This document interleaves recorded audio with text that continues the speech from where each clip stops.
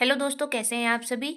इस समय राम मनोहर लोहिया अवध विश्वविद्यालय में आप लोगों के एग्ज़ाम चल रहे हैं और 21 दिसंबर को बीए फिफ्थ सेमेस्टर वालों का को करिकुलर कोर्स का एग्ज़ाम है और आपके पेपर का नेम है analytic ability and digital awareness. अगर बीएससी बीकॉम बीबीए वाले बच्चे चाहें तो वो भी ये वीडियो देख सकते हैं क्योंकि आप लोग का सिलेबस सेम है। लेकिन ये पर्टिकुलर जो वीडियो है ये बीए फिफ्थ सेमेस्टर के लिए है क्योंकि इसका पेपर आपका 21 दिसंबर को है और बीएससी बीकॉम बीबीए वालों का शायद 4 जनवरी को है, तो उनके लिए मैं दूसरा वीडियो लाऊंगी। तो दोस्तों, बीए फिफ्थ सेमेस्टर के जो भी बच्चे वीडियो देख रहे हैं वो ध्यान से देखें क्योंकि जो ये टॉपिक है इसके क्वेश्चन रिपीट ज़रूर होते हैं और इसमें जो रीजनिंग के क्वेश्चन होते हैं उसके पैटर्न लगभग सेम ही होता है, बस जो आपके डिजिट हैं वो ऊपर नीचे हो जाती हैं। इसलिए आप इसको अच्छे से देखें और आप यकीन मानिए कि आपके पेपर में ऐसे क्वेश्चन ज़रूर आएंगे और ज़रूर बेनिफिट होगा। पहली बात तो क्वेश्चन रिपीट ही करेंगे और रिपीट नहीं होगा तो लगभग सेम होते हैं, तो आप आसानी से क्वेश्चन कर सकते हैं। तो चलिए हम लोग अपना जो वीडियो है वो स्टार्ट करते हैं। तो फ्रेंड्स, ये रहा आपका पहला क्वेश्चन। इसमें आप लॉजिक देखिए कि कौन सा लॉजिक आपका फिट बैठ रहा है। देखिए, जो इसमें आपका लॉजिक लग रहा है वो कैपिटल का स्मॉल लग रहा है कि जो कैपिटल लेटर है उसको स्मॉल आपको बनाना है। यहाँ देखिए आपका ये कैपिटल पी है तो इसका ये स्मॉल होगा, स्मॉल क्यू का कैपिटल, स्मॉल आर का कैपिटल आर। तो option D is a correct. Next question आपका है, पेन का मतलब पेंसिल है और हॉकी का मतलब बताइए यहाँ पे क्या होगा। तो देखिए, पेन और पेंसिल दोनों लिखने की चीजें हैं ना, आप इससे देखिए दोनों लिखा जाता है ना। तो हॉकी से आप खेलते हैं और फुटबॉल से भी आप खेलते हैं, तो इसका राइट आंसर क्या होगा, football. Option B is a correct. Next आपको बेजोड़ यहाँ पहचानना है। जो सेकंड है उसका 100% फुटबॉल ही होगा, ठीक है। तो आप कंफ्यूज बिल्कुल मत होइएगा कि आप सोचे मैदान लगा दें, टीम लगा दें या खिलाड़ी लगा दें। करेक्ट आपका ऑप्शन बी है। नेक्स्ट आपका जो क्वेश्चन है, बेजोड़ आपको पहचानना है, यानी जो आपका मैच नहीं खा रहा। ये चार ऑप्शन दिए गए, इनमें कौन सा अलग है। देखिए, P Q C D M N मतलब आपका तुरंत तुरंत आ रहा है, पी के बाद क्यू आता है, सी के बाद डी, एम के बाद एन, लेकिन टी के बाद एफ नहीं आता है, ठीक है। तो आपका जो बेजोड़ है यानी गलत इसमें कौन सा होगा, टी, क्योंकि टी के बाद आपका यू आता है। नेक्स्ट आपका जो क्वेश्चन है, एक निश्चित कोड आपको दिया गया है, संडे को आपको ये दिया गया है और आपको क्रिएशन का पूछा गया है। तो आप देखिए कि बस आपको इसमें क्या किया गया है कि उल्टी तरीके से लिख दिया गया है, यानी कि यहाँ से वाई से स्टार्टिंग है, फिर आपका ए स्टार्ट है, फिर आपका डी लिखा गया है, फिर आपका एन लिखा गया है, फिर यू और फिर आपका एस लिखा गया है। तो बस आपको ये यहाँ पे भी करना है, आपको एन से स्टार्ट करना है। सबसे पहले आपको क्या लिखना है, सबसे पहले आपको लिखना है एन, फिर आपको ओ लिखना है, फिर आपको आई लिखना है, फिर टी लिखना है, फिर आपको ए लिखना है, फिर ई, फिर आर, फिर सी। देखिए कौन सा ऑप्शन आपका मैच खा रहा है, ऑप्शन फर्स्ट ये आपका करेक्ट है, ठीक है। ये रहा। नेक्स्ट क्वेश्चन है आपका, नीचे दिए गए चित्र में आपको कुल कितने त्रिभुज हैं ये पहचानना है। देखिए, मैं आपको इसका पहले राइट आंसर बता देती हूँ कि इसका आपका 24 है, ठीक है। Option B is a correct. अब हम लोग देखते हैं कि कैसे ये 24 हुआ। आप सबसे पहले देखिए कि जब भी आपको इस तरह का त्रिभुज दे, मैं यहाँ पे आपको दिखाती हूँ, इस तरह का दे, ठीक है, और उसमें ऐसे पार्ट कर दे आपके, तो इसमें पता है कैसे आपको त्रिभुज फाइंड करने होते हैं कि कितने त्रिभुज हैं। अगर ऐसे दे तो इसमें आप नंबरिंग करें, एक दो, ठीक, फिर इनको जोड़ लें तो कितने हुए, तीन त्रिभुज। इससे आपका टाइम बचता है। बहुत ही अच्छी ट्रिक है, मैं आपको बता रही हूँ। अगर अब इसी में अगर आपको ये एक डंडी दो और इसके आपके इतने पार्ट कर दे, तो भी आप इसमें एक नंबरिंग करेंगे, फिर दो करेंगे, फिर तीन करेंगे, फिर चार करेंगे और इनको आपस में जोड़ देंगे तो कितना हुआ, चार तीन सात, आठ नौ दस। देखिए, ये आपके लिए ईजी ट्रिक हुई। अगर वैसे आपको पता है कैसे निकालना पड़ेगा, ये एक आपका त्रिभुज हुआ, फिर ये दो हुआ, फिर ये तीन हुआ, फिर ये चार हुआ, अभी चार ही हो रहे हैं। फिर आप ये ऐसे पूरा एक बड़ा बनाएंगे इस तरह का, फिर एक ऐसे बनाएंगे। बहुत ही लंबी ट्रिक होगी आपकी, आपको बहुत टाइम लगेगा, लेकिन इससे आप बहुत ईजी वे में कर लेंगे। अब मैं आपको इसको यहाँ पे दिखाती हूँ। देखिए, थोड़ा सा मैं इसको थोड़ा जूम कर लेती हूँ। क्वेश्चन तो आपको पता ही है, ठीक है। अब आप देखें इसको, ये रहा आपकी नंबरिंग वन, ये रही टू, ये रही थ्री और ये रही आपकी फोर। टोटल कितने हुए ऊपर आपके, चार तीन सात आठ नौ दस।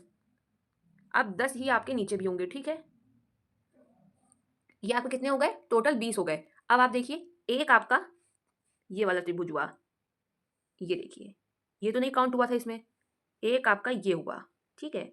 अभी तक तो हम लोग ऊपर नीचे की बात कर रहे थे। उसके बाद एक आपका ये हुआ एक्स्ट्रा, ये हो गए आपके दो। तो दोस्तों ठीक है, ये आपके टोटल 20 हुए थे। अभी मैंने आपको दो और काउंट करा दिए, यहाँ पे कितने हुए, 22। अब इसको हम हटा के एक दूसरा कलर ले लेते हैं। चलिए, मैंने आपको ले लिया आसमानी। अब आप देखें, फिर आपका देखिए एक ये बनता है, ये वाला एक ही आपका इधर बन जाएगा, ये वाला देखिए। थोड़ा सा इसको मैं बड़ा कर लेती हूँ। ये वाला देखिए, ये एक आपका ये हुआ, ये आपके एक्स्ट्रा चार बन गए। दो ये आपके रेड वाले बन गए हैं, दो आपके ये रेड वाले बने और दो आपकी स्काई ब्लू। टोटल कितने हो गए, 24। ये ट्रिक आपको समझ आ गई होगी, मुझे उम्मीद है कि आप इसमें सबसे पहले नंबरिंग कर लें, एक दो तीन चार करके। फिर चाहे जितने, अगर इसी में ये ऐसे और बना होता चाहिए इतना और बना होता इधर भी, तो आप बस नंबरिंग बढ़ा लेते भाई, यहाँ से करने लगते 1, 2, 3, ये आपका 4 हो गया, ये 5, 6, 7, 8, फिर आप इनको जोड़ लेते उतने ऊपर उतने नीचे। ये बहुत ही अच्छी तरीके से मैंने आपको समझा दिया है। ना भी समझ आया तो आप मुझे कमेंट कर दीजिएगा, तो मैं वापस से आपको समझा दूँगी ये चीज़। इसमें कितने हो गए आपके? 24 राइट आंसर आपका हो गया, ठीक है? अब हम लोग अगले क्वेश्चन की तरफ चलते हैं। नीचे दिए गए चित्र में कुल कितने त्रिभुज हैं? इसमें आपके ऑप्शन सी होगा 5 त्रिभुज हैं। अब कैसे 5 है मैं आपको ये बताती हूँ। इसको थोड़ा हम लोग ज़ूम कर लेते हैं फिर से। आपको क्वेश्चन तो समझ आ ही गया है, ज़ूम में मैं आपको अच्छे से दिखा पाऊँगी। देखिए, अब इसमें आपका एक त्रिभुज ये है, दूसरा ये है और तीसरा ये है। ये आपका एक ये छोटा-सा है, फिर एक ये छोटा-सा है 2 और एक ये हुआ 3, ठीक? और एक ये अंदर है आपका 4 और एक ये आपका बाहर है 5। टोटल आपके कितने हुए? 5 त्रिभुज। इसका ऊपर वाले का आपका आंसर था 24 और नीचे वाले का है 5। अब नेक्स्ट क्वेश्चन पे हम लोग चलते हैं अपने। अंक 4 वाले पृष्ठ के विपरीत कौन-सा अंक आएगा? ये भी क्वेश्चन बहुत ही ईज़ी होते हैं, बस आप ध्यान से देखिए, एक बार समझ लेंगे ना आप तो आराम से आपको आएगा क्वेश्चन। देखिए, जब भी इस तरह के क्वेश्चन आए, तो आपको सबसे पहले उसमें कॉमन अंक अपना ढूँढना है। इसमें देखिए कॉमन अंक कौन-सा है? 3। बस फिर जब आपको मिल जाए तो आप बस जो क्लॉकवाइज़ डायरेक्शन में आप चलें फिर। देखिए कैसे मैंने आपको मतलब है 3 लिख लें, फिर आप यहाँ पे 1 लिख लें, फिर 1 के बाद आप ये 2 लिख लें, ठीक? अब यहाँ पे जो 3 है, यहाँ से भी क्लॉकवाइज़ चलें, ये 3 यहाँ पे लिख लें और फिर 3 के बाद क्या आया आपका 5, फिर क्लॉकवाइज़ चले 5 के बाद 6 आएगा आपका। बस आपके सामने आ गया। 1 का अपोज़िट 5 होगा, 2 का 6 होगा, ठीक है? अब देखिए 1 अंक यहाँ पे कम है, तो बस आप ये 3 है, तो आप कहीं पे भी 4 कर लें, चाहे यहाँ 4 कर लें और चाहे यहाँ 4 मान लें, बस। तो अंक 4 वाले प्रश्न के विपरीत कौन-सा अंक होगा? तो अंक 3। Option C is the correct. देखिए यही पैटर्न नीचे भी दिया गया है, आप इसमें भी ये लगा सकते हैं। अंक 5 वाले प्रश्न के विपरीत कौन-सा अंक आएगा? ये देखिए आप। इसमें बताइए कॉमन कौन सी डिजिट है? 1 है आपकी कॉमन। बस यहाँ से क्लॉकवाइज़ चलें, 1 से आप 6 पे आएँ और फिर 6 से आप 5 पे आएँ। आप पहले 1 लिख लें, फिर 6 लिखें और फिर आप लिखें 5। अब यही चीज़ यहाँ से करें, 1 कॉमन है आपका, देखिए दोनों में 1 है, जो भी कॉमन डिजिट हो दोनों पासों में वही आपको पहले लिखनी है, फिर वहाँ से क्लॉकवाइज़ चल रहा है। 1 से आप 3 में आए, 3 से आप 2 में आए। 1 यहाँ लिख लें, फिर 3 लिख लें और फिर 2 लिख लें, ठीक है? अब बताइए अंक 5 वाले प्रश्न के विपरीत कौन-सा अंक है? 5 का विपरीत 2, इसलिए ऑप्शन आपका बी इज़ द करेक्ट। अगर 1 का पूछता तो देखिए यहाँ पे सिर्फ 4 जो अंक है वही मिस है, तो आप बस 1 का अपोजिट क्या होगा? 4। 5 का पूछा है तो आपका 2 होगा। इसका आंसर आपका सेकंड। अब चलिए हम लोग अगले क्वेश्चन पे चलते हैं। निम्नलिखित में से कौन सी एक प्रकार की सहायक मेमोरी है? ऑप्शन बी आपका हार्ड डिस्क। ये बहुत ही इंपॉर्टेंट क्वेश्चन है, इसको अच्छे से देखिएगा। हार्ड डिस्क जो आपकी है वो आपकी सहायक मेमोरी में आती है। ऐसे ही आपका एसडी कार्ड जो होता है वो भी आपकी उसी में आती है, सहायक मेमोरी में। नेक्स्ट क्वेश्चन आपका, एमएस वर्ड में दस्तावेज टेम्पलेट्स का क्या उद्देश्य है? बताइए इसका राइट आंसर क्या होगा? ऑप्शन सी, पूर्व निर्धारित संरचना प्रदान करना। टेम्पलेट्स नहीं होती, आपने जब अगर आपने कंप्यूटर पे काम किया हो या फ़ोन में भी किया होगा, तो पहले से ही आपको एक बैकग्राउंड वो लोग बना के देते हैं, उसमें थोड़ा बहुत लिख देते हैं या कोई भी आपको उसमें बस आपको एडिट करना होता है, वही आपकी टेम्पलेट्स कहलाती हैं। पहले से आपको जो डिज़ाइन दी जाती है फ़ोन में या लैपटॉप में, उन्हीं को कहा जाता है, उसमें आप एडिट करते हैं। इसलिए पूर्व निर्धारित संरचना प्रदान करना, option C is a correct. Next आपका जो क्वेश्चन है, एमएस वर्ड में निम्नलिखित में से कौन सी सुविधा डेटा सोर्स से दस्तावेज में डेटा मर्ज करने के लिए उपयोग होती है? बताइए इसमें। Option B is a correct, mail merge. Option B आपका एकदम करेक्ट है, मेल मर्ज। फ्रेंड्स आपका अगला क्वेश्चन है, एमएस एक्सेल में सेल रेफरेंसिंग शब्द का क्या अर्थ है? बताइए। Option B is a correct है, इसमें सूची में एक विशिष्ट सेल का पता बताना। मैं आपको इसका एक थोड़ा-सा दिखा सकती हूँ कि किस तरह का ये आपको समझ आ जाएगा, अच्छे से याद रहेगा। ये देखिए ऊपर आपको ये चित्र दिख रहा है, ये आपका जो पर्टिकुलर आपको बॉक्स दिख रहा है, यही आपका विशिष्ट सेल का पता बताना है, इसी को हम लोग कहते हैं। देखिए ऊपर आपको ये दिख रहा है ना फॉर्मूला जैसा, यही आपका सेल रेफरेंसिंग है कि इस सेल का नाम क्या है, यही आपका सेल रेफरेंसिंग है। नेक्स्ट आपका जो क्वेश्चन है, एमएस एक्सेल में निम्नलिखित में से कौन सी फंक्शन कुंजी है? Option C is a correct, F4। अगला क्वेश्चन फ्रेंड्स आपका, निम्नलिखित में से कौन सा एक ओपन सोर्स ऑफिस सूट है? Option B is a correct, LibreOffice. Next question आपका, ओपन सोर्स एप्लीकेशन के संदर्भ में ओपन सोर्स का क्या मतलब है? बताइए।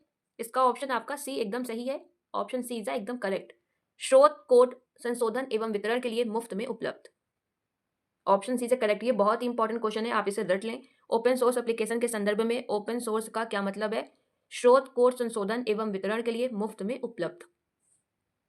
नेक्स्ट आपका क्वेश्चन, निम्नलिखित में से कौन सा प्राइमरी स्टोरेज का उदाहरण है? यानी आपकी जो मतलब प्राइमरी स्टोरेज होती है, तो आपका RAM, option B is the correct.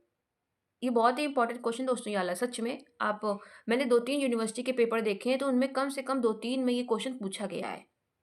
Primary storage, RAM, याद रखिएगा रैम। नेक्स्ट क्वेश्चन, कंप्यूटर में सिस्टम सॉफ्टवेयर का क्या कार्य है? ऑप्शन आपका B is the correct, hardware संस्थानों का प्रबंधन करना, option B is the correct. जो आपके कंप्यूटर में हार्डवेयर रिसोर्सेज होते हैं ना, उनको ये मैनेज करता है, कंप्यूटर का सिस्टम सॉफ्टवेयर। नेक्स्ट क्वेश्चन आपका, एमएस वर्ड में एडिटिंग और प्रूफिंग टूल्स की प्राथमिक भूमिका क्या है? ऑप्शन बी, वर्तनी एवं व्याकरण की त्रुटियों को ठीक करने के लिए, option B is the correct. Next question आपका, एमएस एक्सेल में सेव एज डायलॉग खोलने के लिए सामान्यतः कौन सी फंक्शन कुंजी को उपयोग किया जाता है? F12, option D is the correct. Next question आपका, ALU अरिथमेटिक लॉजिक यूनिट का सीपीयू में क्या कार्य है? बहुत ही इंपॉर्टेंट क्वेश्चन दोस्तों ये भी है, option B is the correct, गणितीय और तार्किक ऑपरेशन करना। अब मैं आपको एक चीज बताऊं, अगर आपको नहीं याद हो रहा हो, पहली बात तो बहुत इंपॉर्टेंट है कि आप ALU का फुल फॉर्म याद करें, अरिथमेटिक लॉजिक यूनिट। ठीक है, उसके बाद आप देखिए कि ये आपको याद कैसे होगा। अरिथमेटिक क्या होता है? आप समझते हैं मैथ को कहते हैं, और ये देखिए लिखा भी है mathematical and logical, option B is the correct. Next आपका पता है, ये जो कंप्यूटर सब्जेक्ट है ये हिंदी की कंपैरिजन में आपका इंग्लिश जो लैंग्वेज है वो इजी पड़ती है, तो आप इंग्लिश जरूर ध्यान से पढ़ें। नेक्स्ट क्वेश्चन आपका, रैम और रोम के बीच मुख्य अंतर क्या है? ऑप्शन ए आपका करेक्ट है, रैम आपका अस्थायी होता है और रोम आपका स्थायी होता है। रैम का फुल फॉर्म क्या है? रैंडम एक्सेस मेमोरी, और रोम का रीड ओनली मेमोरी। देखिए बहुत इंपॉर्टेंट है, इनके फुल फॉर्म पढ़ लें, मैंने इसलिए यहाँ पे लिख दिया है।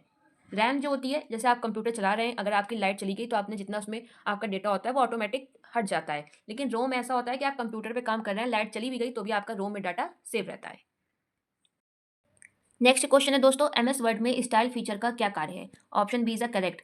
आप इसमें जो फॉर्मेटिंग थीम होती है आप वो इसको डॉक्यूमेंट में कर सकते हैं। दस्तावेज में संगत फॉर्मेटिंग थीम को लागू करना, ये आपकी रही इंग्लिश। इसको आप देखें, आपको इजी वे में याद होगा कि फॉर्मेटिंग जो है आप उसको अप्लाई कर सकते हैं एमएस वर्ड में स्टाइल फीचर का यूज करके। नेक्स्ट क्वेश्चन आपका, एमएस एक्सेल में वी लुकअप फंक्शन का क्या उपयोग है? देखिए ये क्वेश्चन तो आपको रटना पड़ेगा, क्योंकि ये एमएस एक्सेल में जब आप काम करते हैं, अगर आपने कभी चलाया होगा तभी आपको ये समझ आएगा। मैं आपको इसका फिगर ऊपर चित्र अभी दिखा दूंगी, जिससे आपको एक बार, क्योंकि चित्र जब हम देखते हैं किसी चीज़ का तो हमें याद रहता है, तो मैं अभी आपको चित्र दिखा दूंगी। इसका जो राइट आंसर होगा वो ऑप्शन बी होगा, कि जो वी लुकअप फंक्शन है उसका मतलब होता है ऊर्ध्वाधर कॉलम, यानी कि जो एमएस एक्सेल होता है उसमें जो ये वाले कॉलम होते हैं ऊर्ध्वाधर, 1 2 3, इनको हम लोग ऊर्ध्वाधर कॉलम कहते हैं। ऊर्ध्वाधर कॉलम में एक मान खोजना और संबंधित मान लौटाना। ठीक है, ये आपको समझ नहीं आएगा, बहुत आपको बेकार टाइप की चीज़ लगेगी। अगर आपने कभी एमएस एक्सेल यूज़ नहीं किया है तो आप इसको रट लें। ये रहा ऑप्शन बी, इसको आप रट के आराम से चले जाएं। मैं आपको भी चित्र दिखा दूंगी ऊपर। दोस्तों ये रहा वी लुकअप का आपका, मैं डायग्राम लेके आई हूँ, चित्र आप देखें। वी लुकअप फंक्शन का यूज़ हम लोग तब करते हैं जैसे बहुत बड़ी कोई कंपनी हुई, मैं आपको एग्जाम्पल के तौर पर समझा रही हूँ, और उसमें 100 व्यक्ति हैं। ऊर्ध्वाधर नाम हम लोग लिखते हैं ना, जैसे यहाँ पे हम लोग ने राम लिखा, यहाँ पे श्याम लिखा इस जगह पे। तो हम लोग को राम के बारे में पता करना है कि राम के पापा का क्या नाम है। तो हम लोग वी लुकअप का एक वो होता है फॉर्मूला, हम लोग इस सेल पे लिखेंगे और इस सेल पे लिख देंगे जब हम लोग फॉर्मूला, उसके बाद सिर्फ हम लोग को यहाँ पे राम लिखना है। जैसे ही राम लिखेंगे तो बगल वाले कॉलम पे ऑटोमेटिक उसके पापा का नाम आ जाएगा। इसका ये यूज होता है। ऊर्ध्वाधर कॉलम में राम लिखा है ना, राम श्याम नाम लिखा होगा, और नेक्स्ट अगले कॉलम पे ऑटोमेटिक इनके पापा का नाम या जो भी उस पूरी शीट में होगा उसका एड्रेस सब कुछ आ जाएगा। ये होता है आपका V lookup function. Next question आपका, पॉइंट टेबल की एमएस एक्सेल में क्या विशेषता है? ऑप्शन आपका इसका कौन सा करेक्ट होगा आप बताएं। पॉइंट टेबल की एमएस एक्सेल में क्या विशेषता है? Option B is a correct, एक सारणी में डेटा को फिल्टर और विश्लेषण करने के लिए आपका पॉइंट टेबल यूज किया जाता है। नेक्स्ट क्वेश्चन आपका, क्लाउड आधारित ओपन सोर्स एप्लीकेशन जैसे गूगल डॉक्स का प्रमुख लाभ क्या है? ये वास्तविक समय में सहयोग प्रदान करता है। नेक्स्ट क्वेश्चन, सीपीयू में कंट्रोल यूनिट का उद्देश्य क्या है? ऑप्शन सी इज करेक्ट, निर्देशों की व्याख्या और क्रियान्वित करना, option C is correct. Next question आपका, एमएस वर्ड में फॉर्मेट पॉइंटर टूल आपको क्या करने की अनुमति देता है? ऑप्शन ए इज करेक्ट, दस्तावेज के एक हिस्से से स्वरूप की प्रतिलिपि बनाएं और इसे अन्यत्र लागू करें। ये होता है आपका फॉर्मेट पॉइंटर। ये बहुत ही इंपॉर्टेंट है, इसलिए आप इन्हें रट के जरूर जाएं। नेक्स्ट क्वेश्चन आपका, कंप्यूटर सिस्टम में जीपीयू ग्राफिक्स प्रोसेसिंग यूनिट की भूमिका क्या है? Option C is correct, graphics को प्रोसेस और रेंडर करना। अगला क्वेश्चन दोस्तों आपका है, कंप्यूटर में BIOS का क्या उद्देश्य है? फ्रेंड्स ये रहा इसका, पहले फुल फॉर्म देखें, basic input and output system. इसका राइट आंसर होगा कि इसका उद्देश्य क्या है? बूट प्रक्रिया को नियंत्रित करना और हार्डवेयर को आरंभ करना, option B is a correct answer आपका। अगर थोड़ा सा लॉजिक लगाएं, वैसे इसका कोई अर्थ नहीं बनना, लेकिन अगर आप लॉजिक लगाएं, बेसिक इनपुट बूट प्रक्रिया को नियंत्रित करेगा। आउटपुट सिस्टम हार्डवेयर को आरंभ करना। थोड़ा सा मतलब आप लॉजिक लगा लें ऐसे ही, कभी कभी याद करने के लिए कुछ भी लगाना पड़ता है। नेक्स्ट क्वेश्चन आपका, एमएस वर्ड में स्मार्ट आर्ट सुविधा का उपयोग करने से आप क्या बन सकते हैं। स्मार्ट आर्ट का मतलब थोड़ा सा कॉमन सेंस लगाइए। मैं आपको पहले चित्र दिखा देती हूँ, आप देखिए इसमें। इसमें मतलब जब आप काम करते हैं कंप्यूटर में एमएस वर्ड में, तो आप पहले से ही आपको कुछ चित्र दिए जाते हैं, ग्राफिक्स दिए जाते हैं, जिनका आप यूज कर सकते हैं। इन्हीं को हम लोग स्मार्ट आर्ट कहते हैं। तो इसका देखिए क्या राइट ऑप्शन होगा, संरचित ग्राफिक्स और आरेख। ठीक है, ऑप्शन सी इज करेक्ट। ये देखिए पहले से हमें ये संरचित आपको कुछ ग्राफ दिए जाते हैं, आरेख दिए जाते हैं, डायग्राम दिए जाते हैं, जिनका आप यूज कर सकते हैं। ये सर्कल, ट्रायंगल, इन सब का आप यूज करके अपना एमएस वर्ड में काम कर सकते हैं। नेक्स्ट क्वेश्चन आपका, इंटरनेट पर वेब पेजों को स्थानांतरित करने के लिए आमतौर पर किस प्रोटोकॉल का उपयोग किया जाता है। ऑप्शन कौन सा इसमें करेक्ट है आप बताएं। ऑप्शन जो बी है एकदम करेक्ट है, HTTP। इसका फुल फॉर्म देखें, कभी कभी आपके सामने आ जाएगा इसमें HTTPS, लेकिन PS वाला गलत है, HTTP वाला सही है। ऑप्शन बी करेक्ट, एस वाला नहीं। इसका फुल फॉर्म देख लें, हाइपर टेक्स्ट ट्रांसफर प्रोटोकॉल, जो कि बहुत इंपॉर्टेंट है इसका फुल फॉर्म। क्वेश्चन को जरूर पढ़ लें पहले आप, फिर आंसर टिक करें। नेक्स्ट क्वेश्चन आपका, वेब ब्राउजर क्या है। इसका राइट आंसर होगा ऑप्शन बी, इंटरनेट प्रयोग करने के लिए एक सॉफ्टवेयर। नेक्स्ट क्वेश्चन आपका, HTML का क्या अर्थ है, यानी फुल फॉर्म पूछ रहा है। तो बताइए फ्रेंड्स, HTML का क्या अर्थ होगा यहाँ पे, यानी full form hyper text markup language. Option first is the correct answer. Next question आपका, निम्नलिखित में से कौन सा गुप्त ब्राउजिंग प्रदान करने के लिए जाना जाता है। Option C, Tor. अब टॉर का फुल फॉर्म देख लीजिए एक बार, the onion router. Option C is the correct. Next question, search engine का उद्देश्य क्या है। Option C is a correct, internet पर जानकारी देखने और ढूंढने के लिए हम लोग सर्च इंजन का यूज करते हैं। Option C is a correct.